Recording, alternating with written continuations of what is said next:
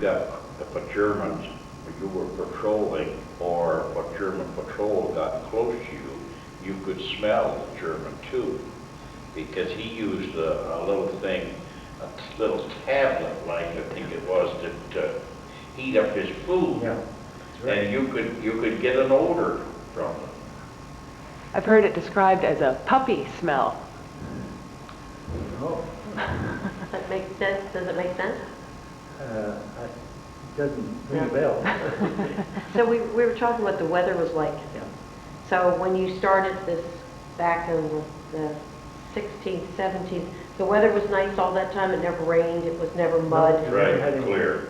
Yeah, because you hear stories about how Italy was full of mud, but you didn't hit it during that. It was a very dry spring that Mhm. year, and we had problems with the sky cover Mhm. sometimes. The airplanes couldn't provide air support, Mhm. and that's why a couple of times the attack on the 15th had been postponed 24 hours Mhm. because of bad weather. Mhm. And also the attack on the 3rd of March actually was originally supposed to start on the 1st of March, but they postponed it for 2 days because of bad Yeah. air cover. Mhm. They wanted the air support. So what date would you have reached the Poe? If you started... The 23rd. 23rd is when you hit the Poe. Right. Okay, well, why don't we move over to Harold and take Harold back to what you remember when you jumped off on the 18th, whether you remembered any of the same, some of the same things that he recalls. Do you ever remember seeing K Company? K Company? Even though that the reports say that you went into it at the same time, but neither one of you remember seeing each other. No, we were strung out Mhm. along the road, and the only person that may have been in contact would be the end of one company and the beginning of another company. Would anybody have been on Jeeps? Would there have been any Jeeps? Well, I understand that the battalion had some Jeeps. Yeah. I don't know if any companies had any Jeeps. Just your heavy weapon companies were motorized. Yeah, they didn't get all blowed up, Mhm. and what have you. But why don't you tell us about the push into the Po River? Tell us what you remember about the push to the Po River. When we first went down into the Po Valley, myself, I wanted to be back in the mountains again. Because you could hear the German machine guns and you'd see some tracers, and I'll tell you, that's an awful feeling because you don't have no cover and there's no holes to get into. And in the mountains you can find different places for security. Now, you asked about digging foxholes. Nobody had to tell you to dig. That was one thing you've done. When you stopped, you had any crevice or anything, if you didn't dig, you got in it low. And I'm glad he brought up the slip trench. Because you would dig as fast as you could to just get your body down below the surface. And if you had more time, you would keep digging it deeper and deeper. But the main thing was to get your body below the surface. And always look towards the enemy, if it's very possible. Now, some soldiers, they would get in there, they'd bury their head, they didn't want to see. But that's where your salvation comes in. If you follow your training, you're more apt to survive than some will say. 2 incidents on the patrol I went on, they didn't volunteer, they were picked. And they said, we're not going to make it, we're not coming back. And these 2 fellows, one was McKittrick and one was Massey, they wrote letters. One was married and the other one wasn't. And they wrote letters to their family. They said, we're going on patrol, we will not be coming back. They didn't come back. And when did they go on this patrol? When would they have done this patrol? What date? What date? Date. That was the 24th. The 24th. So That's had you the night picked... that Larry Kohler was killed, my friend. Yeah, could you talk about Larry Kohler? Can you talk about the 24th and the 25th? Larry Kohler was born in Germany. He was a German Jew. Larry come up under the Hitler Youth Program. He knew their weapons, he knew their grenades. His father was a major in the German army in World War I. His father got come to the States. He was a professor, and I think it's Harvard. Larry and his mother was left there, but his father knew what was going on in Germany, and he knew that they wouldn't have a life in Germany if they stayed, because there was no place for them to go unless they went to England or France. And I talked with Larry quite a little on that. And he said, Harold, you know, the same thing can happen in our country right here. He always called the United States his country. He was so proud of it. He said, I said, what do you mean, Larry? Well, he said, the Germans like opera. And he said, they'd go to an opera. Nobody would bother them. They'd come home, and he said they wouldn't kill them or anything, but they would beat these citizens up. And before they got to their house, the next day, there would be another group of Germans would come to him and say, you had trouble last night. Oh, yes, we did. And so they beat us up real bad. Well, you stick with us, and this will never happen again. It's the same group. That's how the Nazis pulled the wool over the German people's eyes, and you see what happened. He used the Catholic Church to get himself in power, Hitler I'm talking about, and then he executed the priest in this concentration camp just outside of Munich. I went through that in one of my tours, and it was terrible. Dachau. Yep, it was. And Larry said, I said, Larry, you're good to get out of here into the States. He said, you're right. But he said, you know, this can happen in our country. That's what I'm afraid of today.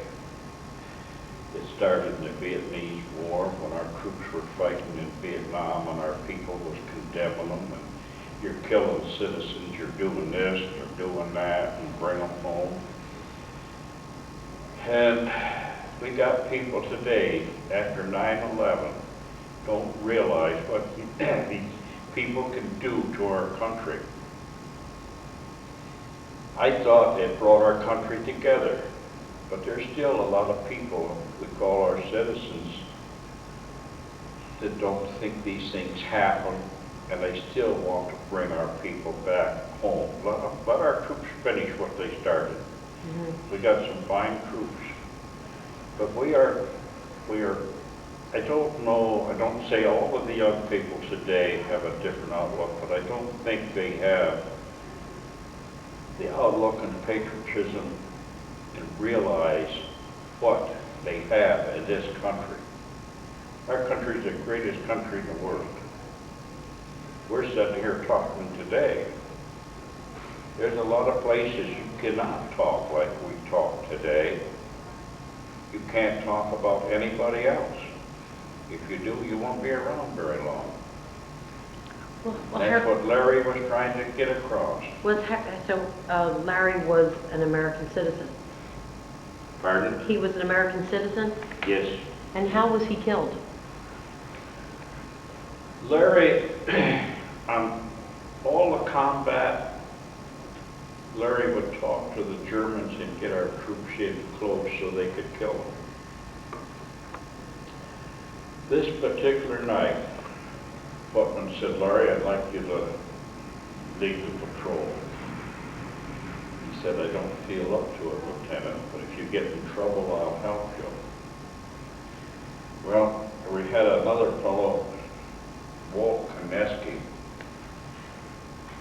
He come out of prison, get into the United States Army, and all he wanted to do was fight and kill.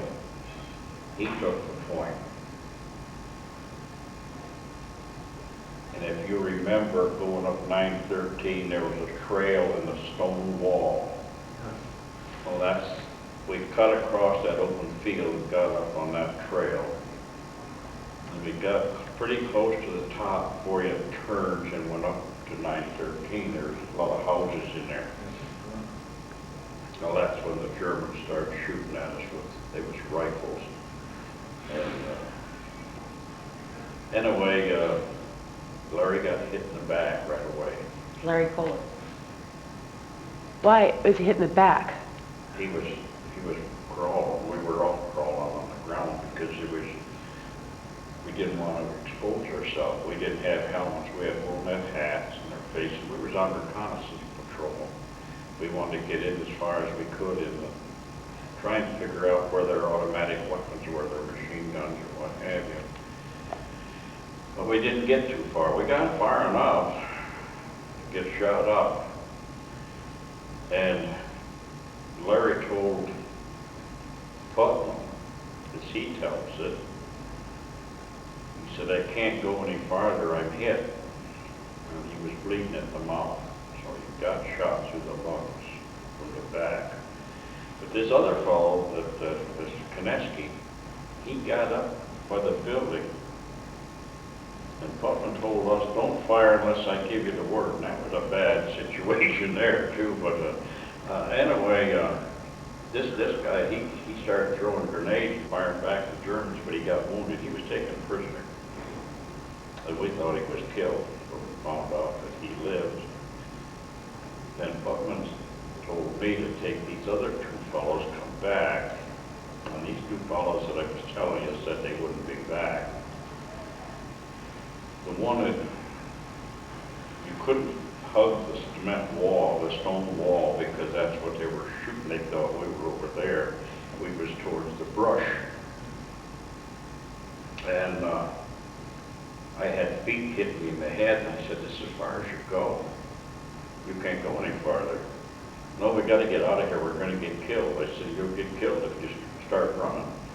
I said, stay right here. We got fellows up in front of us. Putnam had left two rear guards behind, and one of them was my assistant gunner. His name was Stoffel. He was a veteran, come through Africa, and we picked him up when we went to a rest in Monocattini or Pernetta, somewhere in there. And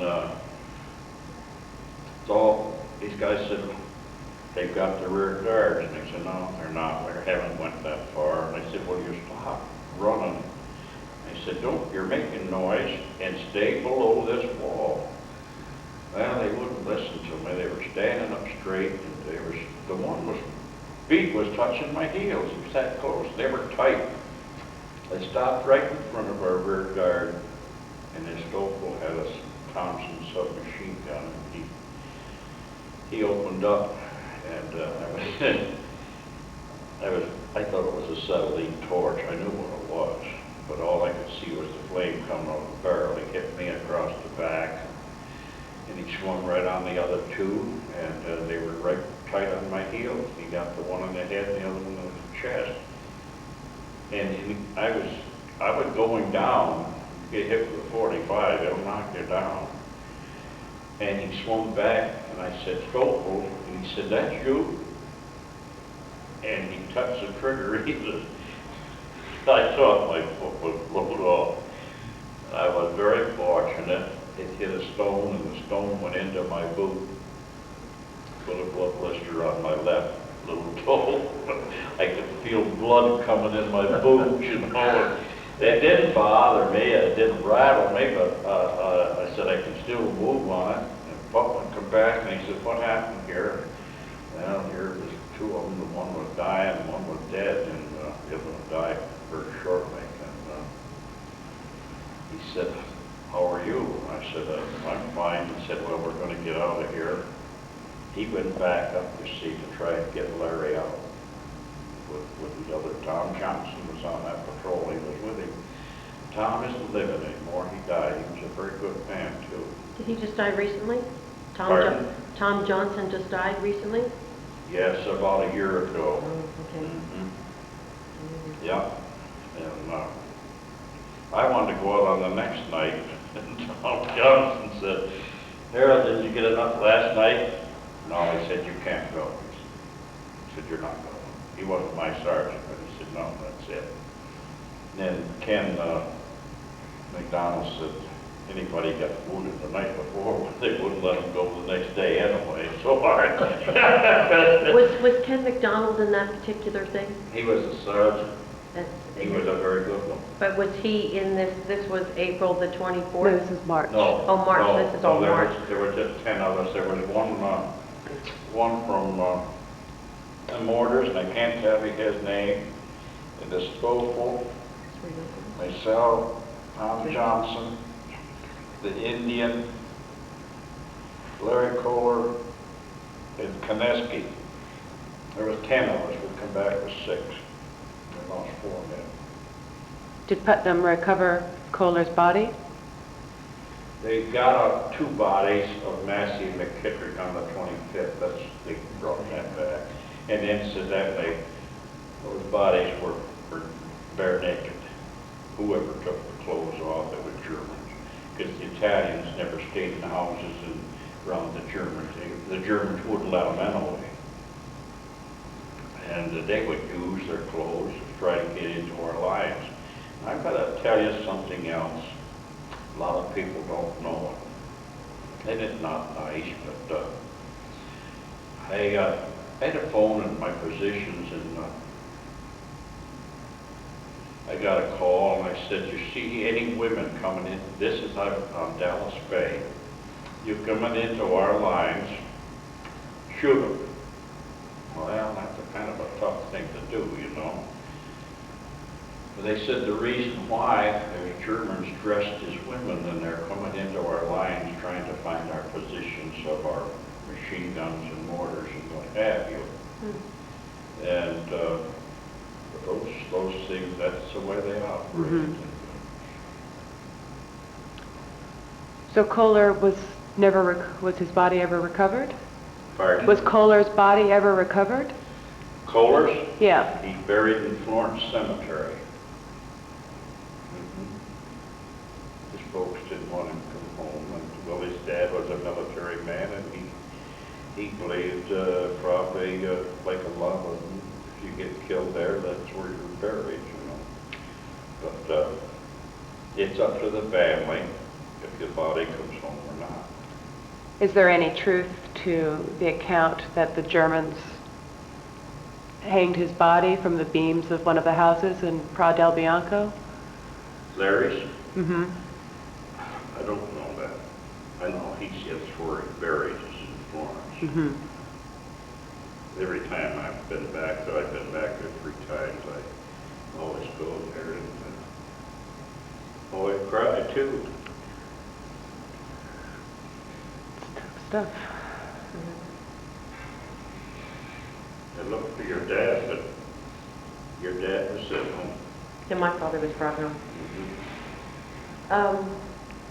We were back at 20th now. We were back in March. This is what this last, okay, I thought I didn't realize it. So this is March. This is the end of March. This is just then before you go to, at the end of March then, this is when the companies all kind of go into a rest period. Did you have any? Yes, we went to Montecatini once and moved. Was this at the end of March that you went to Montecatini? Well, General Hayes was a very good general.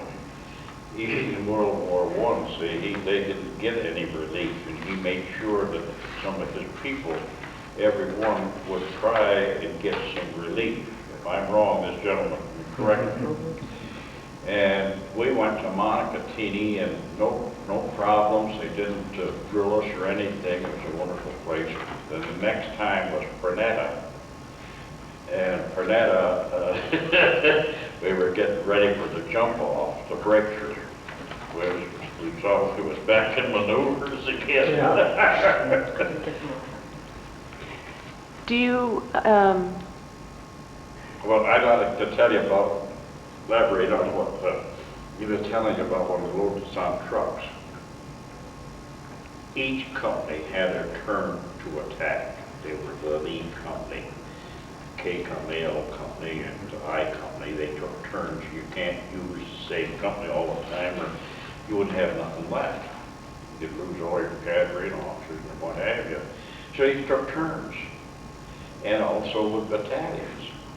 This battalion and 86 or 87th regiments, they would take turns. The rest of us would be walking.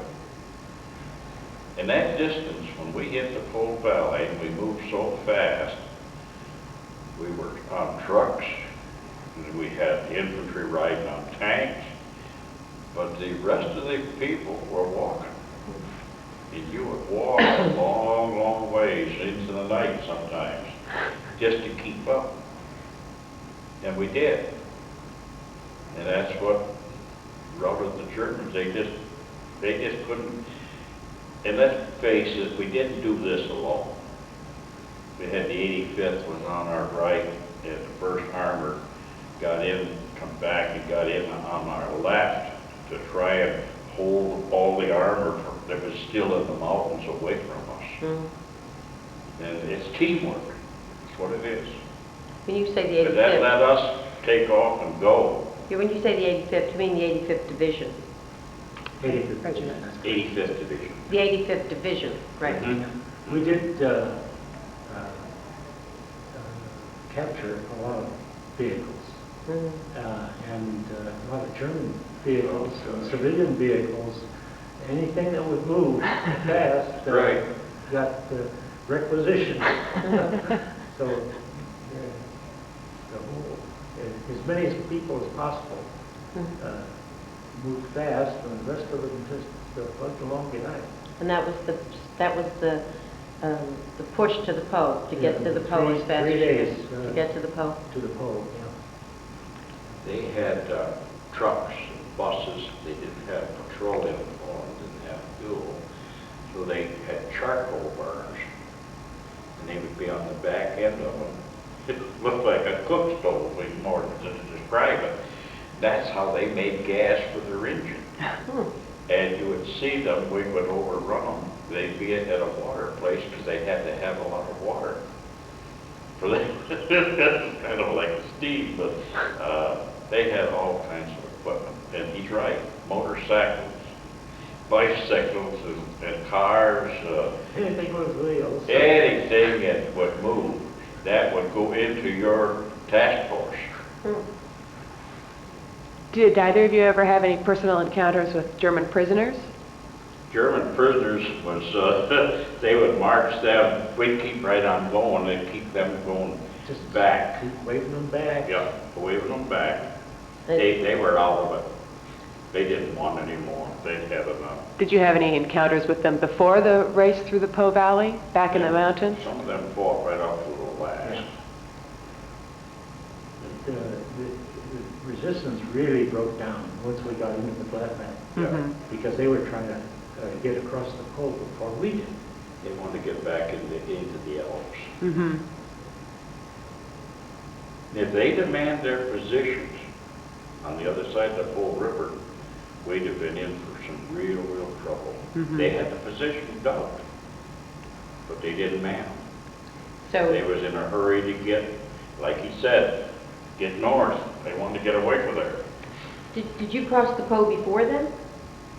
Pardon? Are you saying you crossed the Po before the Germans? Well, some of the Germans got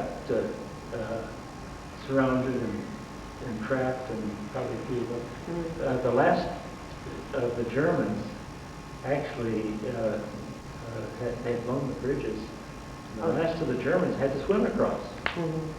The General Van Singer mentioned the fact that he had to swim across the pole. Anything would float, they would get on it. And the Pole River was high and was very swift. And the engineers rowed us across. They rolled you across? Yes, that's Oh, how we rowed, got across. okay. We rowed. Put you in rowboats? Yeah. Well, there were paddles, weren't they? Did they have paddles? Yeah, small In paddle. fact, I Yeah. think they had extra paddles, and some of the GIs helped. Okay. But it's hard when he described the airburst, the lady, I don't know how you could say it, that that shrapnel would just be solid, like it was in this room. It was just black, solid, and it was coming down. They were breaking it just a few feet over your head. They were breaking shrapnel? There was shrapnel. Yeah, they were airbursts. They were airbursts. Yeah, They were time airbursts. It's an anti-aircraft Yeah. gun with, so that they can time those shells to burst at any particular distance from the gun. And so the shell would burst, and what was inside these shells? Whole shrapnel. The shrapnel were just pieces of metal. Yep, Yeah. yep. And parts of the shell itself becomes shrapnel. And it was the shrapnel that would kill people. Yeah. Incidentally, to tell you something about the shrapnel, I had my assistant gunner, Jerry Main. That's this gunner that done the shooting of those two men. They took him away by our company and put him in headquarters on a 50 caliber. He was giving overhead fire when we was attacking 913. I wouldn't have been very comfortable if I knew he was up there, but I didn't know till afterwards. But at the Bull River, I was in a German slip trench. They had stuff on both sides of the river dug. They were scared of our Air Force. And they had good reason to, because they didn't have much left. Yeah. Total air superiority really. Right. So I had to get rations, and they were sea rations, and I just got the box opened up. I'm just going to start distributing, and prior to that, I said to Jerry Main, I said, you know, there was some bombers went over, and these anti-aircraft guns shot at those bombers. And I said, Jerry, if they ever put that over our head down here, we're going to have trouble. Maybe we better dig into the side of the bank. He said, that's a good idea. We did. And I got this box of rations, and I never did get it distributed. Because when 87th L Company started crossing the river, they started pouring it in. And we just got up on where we dug into the side. Oh, we was probably this deep. There was a piece of shrapnel hit one of those cans. It was a can of stew. And you could hear that just shrapnel red hot. It was just a sizzling in that can of stew. And never did get them distributed. We went without it. But they moved us down to the, like you said, down around the bend. Yeah. But I didn't want to get out of that hole. I didn't want to move. But I tell you to move, you do. I think I was frightened as I got older that particular day. That I didn't know what was on the other side of the dike. And all that shrapnel was coming down, and I couldn't see how we were going to get out of there. I thought we were all going to get killed. And then when we got up there on the other side of the dike, there was no shrapnel. There's no fire, because we were downstream, and so we missed that on the crossing. See, there were two banks there at the Bull River. The dike was farther back from the other bank, see, that to hold the water back. There was something, they had some kind of guns on the other side that was hitting our dike on the forward side of us. You could feel it every time it would hit, and I thought, oh man, they got some armor or something over there. It was hitting, but I don't know what it was.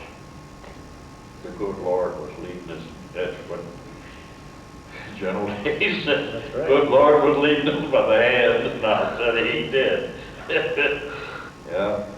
Did each company have a particular personality? Was Company K distinct from Company L in any way that you remember? I think the company personality was set by the company commander. Yeah. And you had Captain Cooper. Captain Cooper, who had a bit of a... Bomb Site Cooper? Yeah. But Company L had a series of company commanders. You had... We had three. We had Burkhardt, and then we had Eggleston relieved him. He got wounded on Belvedere. Eggleston come from M Company, and he took over. And then on 913, the company commander of Ag Company stepped on a mine and died. And then Eggleston was transferred back over there, and that's when your dad came in the picture. And then there was Siri, Yeah. right at the tail end of the war, Lieutenant Siri. come to us. Yeah. Did you have a question you wanted to ask? He was in the company for a while. I've done it on- Siri was? Yes. What, is that And then right? he was transferred out. Yeah, to he- help. Harold, do you remember after that first patrol that Putnam led where Larry Kohler was lost, why did he go out a second night? The second night? Mm-hmm. No, this is Well, I March. can answer that. When we come back, he took me to Eggleston and First Sergeant Mahoney, and the first aid man was over. The first aid, the litter bearers and what have you, were all together in this dugout with the CP. And he patched my back up and he said, Putnam said, Eggleston told Putnam, go to battalion and turn in your report. And the medic said, take this soldier with you. And he did. And Putnam showed me where to go, and they gave me some shots, took the bandage off, and fixed it up again. I didn't get hurt bad. I just more or less hit across the rib, and if I'd been standing up straight, I wouldn't be here today. Mhm. It took me right through the chest. But I was bent over. And these other fellows, they standing straight up, and they took the full blast of it. But he said, when you get through there, knock on the door and we'll let you in. And I went in, and this Major Whitler was processing. Schuler wasn't around. Schuler was a very good colonel. He was very good. And Putnam asked him, he said, I'd like to take another patrol out tomorrow night and try to retrieve the bodies and do a little more snooping. But he said, I want a combat patrol this time. And they said, well, we'll get to that tomorrow. Well, I think he had to talk with Schuler, see if they okayed it. I didn't know up till yesterday that Captain Hoffman, he said he just got back from the hospital. And he said, I was out there snooping around, he said. And he said, I asked the colonel, he said, can I go on that patrol? Because he said two of my engineers was on that patrol, two of my boys. Who was this? Chuck. Oh, Chuck Hoffman. Yep. So they were He the... said, I wanted to go, he said, be with my people. No, he said, you can't go, they got enough. And he probably didn't want no conflict, see, because he was over the big old Putnam, he was captain. And the Chuck was a good man, still is. But that's how he got that patrol. And what was the purpose of the patrol, to go out and do reconnaissance? No, it was a combat patrol. Oh, it was a combat patrol? Yeah, they went into, they did. And then incidentally, they, to get them in and get them out, they had what they call a box barrage. And they stayed within that. And they, that's the enemy is on the outside, and you've got your own troops inside of this barrage. And you got to know what you're doing, because you wander out too far, you'll get your own shell fires, mortars or what have you, that they're protecting you.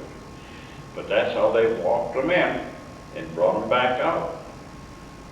And was anybody hurt on Now that? this gentleman soldier that was killed, they were coming back, and that was one of our short rounds that killed him. What is a short round? Short round is somebody cut the powder bag. They have powder bags, and not enough of it, or could have been a defect. I can't answer all of that. Maybe he can. Well, it's just that the shell doesn't go as It far don't go as... where it's supposed to. It was not far enough. So it was a flaw in the shell. It They were wasn't. shooting over him, coming back to protect him, and it fell on him. Close to it, rather, let's put it that way. Or it could have been Miss Amy, too. Mhm. Could have been, Yep.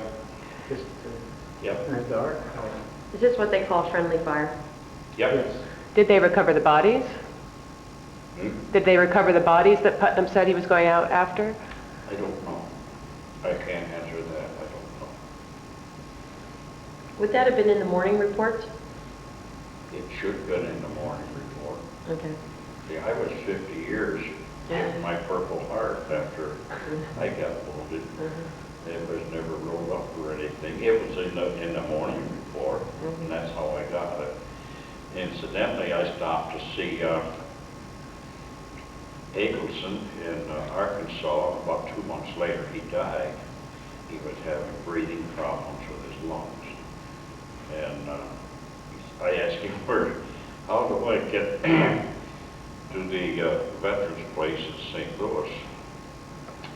He said, what do you want to go there for? I said, well, I've sent so damn many letters. I said, I had 2 letters that when I got discharged, they said, yes, you're entitled to it. And Siri said, no, friendly fire, you don't get it. And I didn't want it to show off. I wanted that 5 points to go home. Right. And so he said, oh, no. He said, friendly fire, you're just as dead with friendly fire as enemy fire. And he said, yeah. And never got nothing. Well, he said, don't mess around with them, don't go there. Get a hold of your congressman. And I did. And, boy, I got it right away. And they sent 3 soldiers and come and presented it to me. It was from Congress and from Blanchard and the president, what have you. It was very nice. But it was 50 years later. Did you get through the war unscathed? Yes, I didn't get a Purple Heart. Well, thank goodness. Thank goodness. Yeah, but the reports of that patrol are in the combat history of the 85th. Mhm. If you have access to a copy of that book, I have one at home. I do have it. And I know they've gone for sale at the PX. Yep. And those reports are, and results of them are in that history. Just like Captain Finn's death is recorded. Do you have that? Mhm. Do you have that I do. combat history? Yeah. Okay, look up that date. When was that? Late in March? Pardon? Was that late in March or early April? When's that? When they went those 2 patrols? Oh, that was March. 24th and 25th. Oh, I thought it was later. No. But now, we're going to wrap this up unless there's something Okay. else. Is there anything that you would like to finish with? Anything you'd like to say? Well, the only thing I want to say, when I got put in for the Purple Heart a few years back, I didn't want to wear it. I don't wear it. But I wanted it for the ones we lost over there, especially Larry Kohler. And some of my kids will keep it good. How about you, Hans? Well, I want to say that that experience was probably the most intensive experience of my life. For what it's worth, and it will always remain with me, even though it's a lot of it is appalling. I have to admit that 7 or 8 day period. Whereas I can pretty well remember details of the other experiences, like Belvedere, and I can even remember 9/13 and the day after, which were traumatic, but they're fixed in my memory. But that long march down through the foothills of the Apennines, I was so fatigued that it really is appalling. I was walking almost asleep. Well, isn't that what they called combat fatigue? That there's just the shock of being in battle and the fatigue, and Well, yeah, the combat fatigue, I think, is where you really lose it. Break down. Oh, is it? Yeah, yeah. What they used to call shell shocked. Yeah, because I remember someone saying that that's one of the reasons why Hayes would always, General Hayes would have you pull out to sort of That's true. have you That's rest true. up and, That became Army policy in the last few months of the war. mm, I read an article by a psychiatrist who said that they developed this really about the same time we came into the theater. mm, And so we were never really put in intensive combat more than 3 or 4 days Mhm. before we were given some relief, even just brought back a couple of miles away from the front, or sent back into reserve, or even back into Montecatini or Prunetta Mhm. for a real rest. So that they shuffled us in and out. We didn't know what was going on. But we were relieved every time we got off the front line. But then after a few days, and then we'd go back. And usually, the battalions stayed together as a unit, and so we would relieve another whole battalion. They would go out to relief, and then we would go in together. And that became apparent to me when I began to realize, by comparing the morning reports and where we were assigned, that it was the 3 battalions of the 85th that were rotating from one place to the other, because we were all in the same place at different times. And the 86th probably did the same thing within their regiment, and as did the 87th. But very seldom did we relieve another regiment. Usually it was Your own, yeah. except in January and early February, then we were relieving each other. Like Pianzanatico, when we went in that area, we relieved an 86th unit. We did too. Yeah. Incidentally, when we relieved this 86, it was on the position where Togo was killed. They helped carry him on.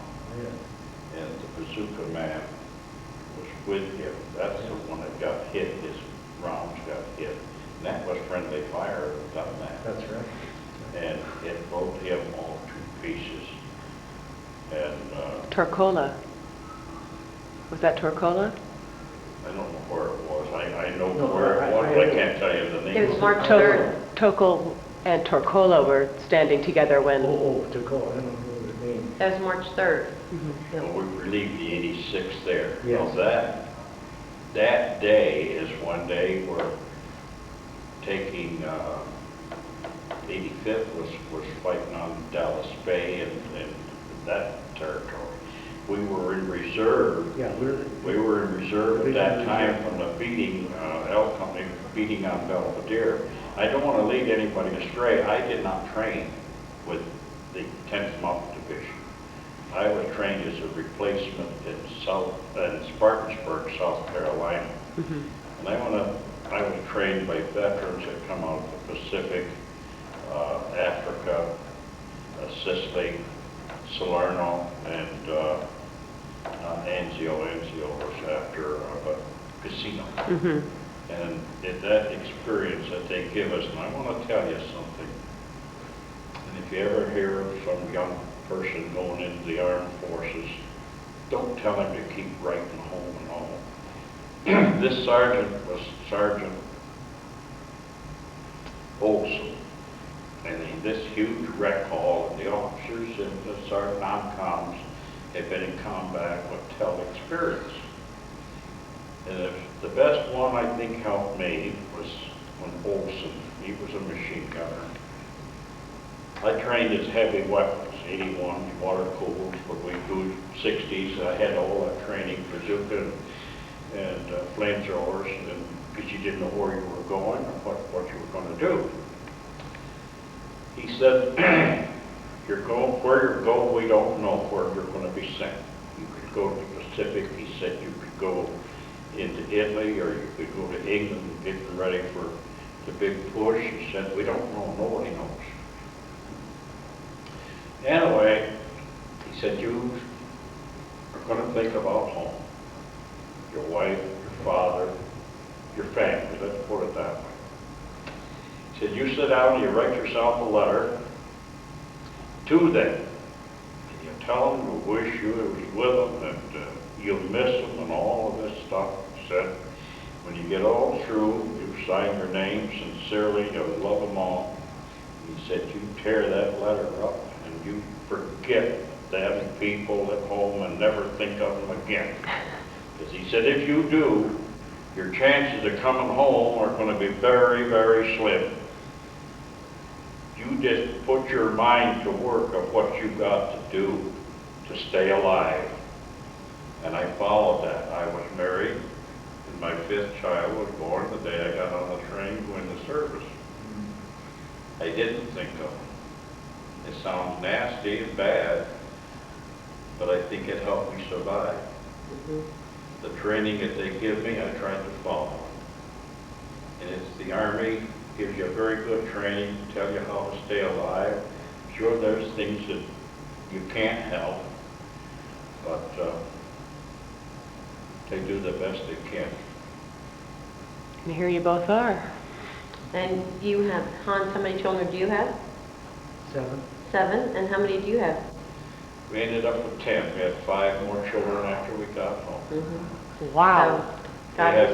We had 2 boys that got killed with automobiles. One 7-year-old, and the other one was 37. Playing ball on out on the road in the country. A car didn't see him and hit him, killed him instantly. And the other one was at work, went out in an accident to help somebody, and the car was upside down. And when he knelt down to see if anybody was in the car, another car came by and hit him and broke his neck and killed him instantly. But life has to go on, you know. I can't tell you why. Well, thank you both very much. We appreciate the interview, and it'll be wonderful for your great-great-grandchildren someday to come back and be able to listen to the interview. And I also appreciate for the information that you've given my family. Thank you. I wrote home and told my wife that I was in one of the finest divisions and the people of the company that I could ever be in. They take great pride in being in the 10th Division. Just being a part of it. Thank you, ladies. Thank you very much.